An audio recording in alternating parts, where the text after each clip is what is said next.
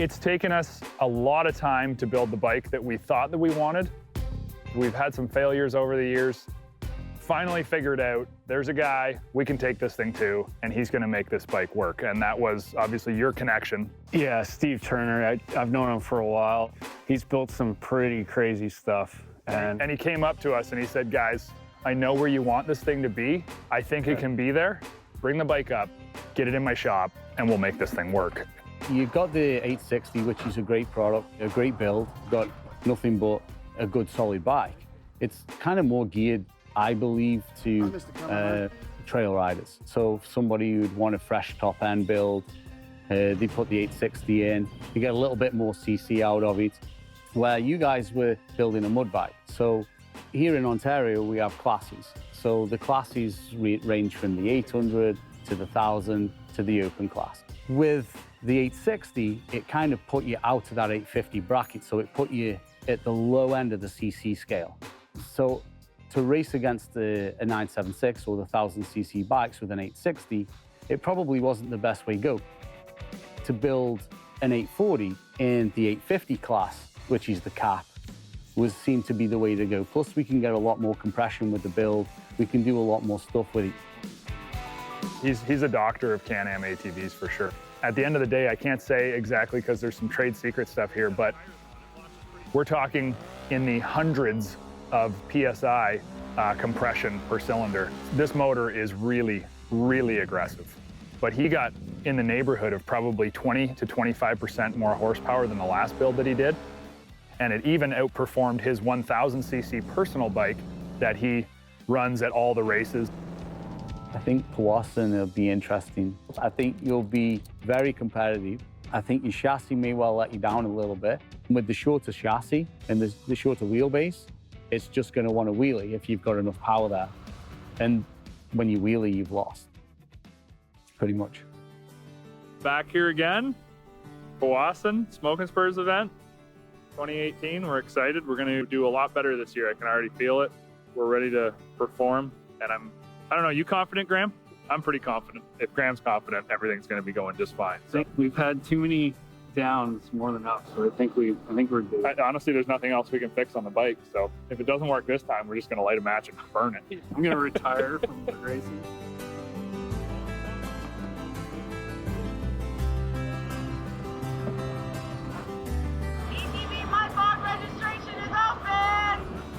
At Smoke N Spurs, the people there are super nice. It's a lot of volunteer hours put in. I mean, much more of a friendly attitude there, wouldn't you say? Yeah, everybody's there just to have a good time, and they're all friends. Like, they all hang out together, and it's great competition, but it's also a great time. Yeah, and everyone was excited to see us come back and bring the bike back. They knew that Steve had worked on it, so they were excited to see how it would perform. Steve is actually sort of part of the event, whereas he's a large sponsor of the event. He does the announcing, he does drivers meeting, he talks to everybody about rules. He lives for this, so it was fun to watch. If you have a quicker time than him in your class, you'll get lane choice. Everybody goes out, they get their best 2 qualifiers, and then from there, you get bracketed in with whoever the fast people are or the slow people. And then it's a knockout competition from there, moving up the brackets. I think there was, around 70 bikes there. We were racing in about 200 feet of mud and water, straight drag.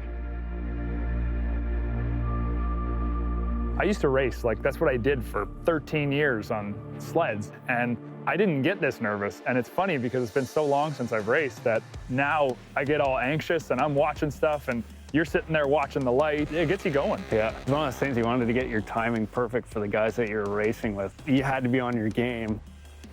Just watching the light. You're sitting there counting Mississippis every time a light went to yellow to green. You're just like, okay, I think I got this. I got to go first for qualifying. And as nervous as I was really excited to see how the bike was going to perform. That's all. Don't let off. Just don't let off. I won't. We got lined up, waited for the light, and honestly, when I hit the throttle, I was shocked how good it worked. It was just like into the water, and the thing just starts pulling. I literally thought the thing skipped across the top of the water. And at the end of the pit, I went like, whoa, it did what it's supposed to do. So now qualifying is you run back around and you do your second lap. green light hits, and boom, the thing takes off like an absolute flipping missile. It was cool to see you take off. The moment it hit, I was like, whoa, that thing's got power behind it now. Yeah. It's working good. Dude, it lifts and then it just holds right there. Just you don't have to hang over the front. Just hold on. That thing's fast. I got on. Oh, I was impressed how much power it had. I got to the end, I got all of the butterflies out. Okay, the next run, I'm gonna time this light better. I counted a little faster than I should have, and I took off, and I was about a half a second too quick, and I DQ'd myself in the second run, but I had a pretty good fast run for my first time, so I was about third in the standings. I'm real happy how it went. Steve did what he said he was going to do. Fastest bike thus far, too. Yeah, that's good. I think that was the verification point where both of us looked at each other and we went, whoa. I can hear Steve talking right now. So because I had the fastest time of the day, I pretty much was #1 bracket, and I got put in with Vic Rizzo, who is essentially like the king of the 840 mud class. I mean, his bike is crazy fast. His clutching is dead on. And a big thanks to him as well, because Vic helped build our bike. Him and Steve are great friends, and they kind of all put, their ideas in a pot and then, boil that down and come out with some really good ideas. In my mind, I'm going, I gotta be on this light or I'm gonna lose, because our bike, it can't be faster than his. He's so fast. I should have just stopped and thought, we beat him. Like, chill out, just relax, enjoy this. And first time off the line, bike was fast. Worked great, did exactly what it was supposed to, but I jumped the light. So I'm like, okay, next time I gotta go easy, Trying to get a jump on Vic. But second time, I jumped the light, and it's best 2 out of 3. So I pretty much sacrificed both runs, and I'm thinking, oh man, like, what an epic fail. I was a little disappointed that I did that, but I knew the bike was working great. I was just excited to watch Graham do it. I mean, hey, Graham got me into this whole thing. If I'm the only one left. So wasn't it the most fitting that he be the guy who sees how far he can take our bike? The nerves even got worse at this point. You raced against another fella first. You beat him out in the bracket. Then you got put in with Vic after that, I believe. And that was the one where everybody was thinking, oh man, this is gonna be a good race. You won the first one? I couldn't believe it. I was in awe. I came back thinking, is this for real? Stressing out, wait for the light to go green. The second time when it was close, Vic came up and he congratulated me. He thought he lost that one. Yeah. Found out no, I think he won, and they did the whole video Photo replay. finish, yeah. And I'm not making the call on that one. Partial judge here, Mike Rickwitz. That's on. Vic Rizzo, caught that one up. It was one apiece. This was do or die. And honestly, it was so cool because Vic got off the line like he does every time ahead of everyone else, just takes off like a rocket ship. And we were like, oh no, I'm like, and then all of a sudden it gets down to the line and the flag goes on Graham's side. I'm like, no way.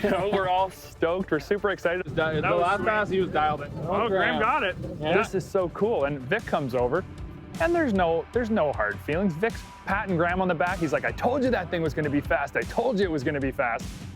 The coolest part about it was, what does it do? It puts Graham up against Steve Turner, the motor builder. Yeah, I'm gonna get more into the middle, I think. I'd stay away from that dirty rut right there. yeah, our first run, it wanted to go to the moon. Like, it just pulled. I wheelie all the time. I'm used to it. Something in my head was telling me, okay, you better let off. Try to get back on it, but by that time, you pretty much are done. Steve was on. I mean, he had his timing set up, but I mean, it was close. It was still close, even with that let off. Okay, I'm in the fast lane now. This is my chance to even it up. So I'm looking at the end of the race, and the light goes green, I'm going off, but you can tell his just, and I tried to catch him, but there's just no way. I think Graham just hesitated off the line a little bit. If I was racing against Steve or Vic, I'd be nervous too. That's why I jumped the line twice. So I'd say we definitely turned around from last year being here. Graham might be dirty, but he's second on the podium. I don't think there was anything to be upset about. We proved that our bike does a world of damage in mud racing and that the motor is as strong as can be. I never held back on the build, and I never held back when I'm racing. Oh, frick, man. At the end of the day, as much as I was disappointed I jumped the lights, I was super stoked for you. And all I want to do is go find the next mud race and go get this thing dirty again. Get a trophy. That's right. Yeah, I got to get a trophy now. He's got a trophy. I need a trophy, so. Last year was an epic crash, and at least I got on the podium. So. Graham's got the experience in this kind of racing, and it proved and showed today, and he did great. I'm super proud of everything that we did. We're racing against the people who built these motors, and you can tell they're not holding back. They're not sandbagging us at all. It's kind of hard to beat the guy that built the bike. Yeah, Right. but we'll be back next year to try.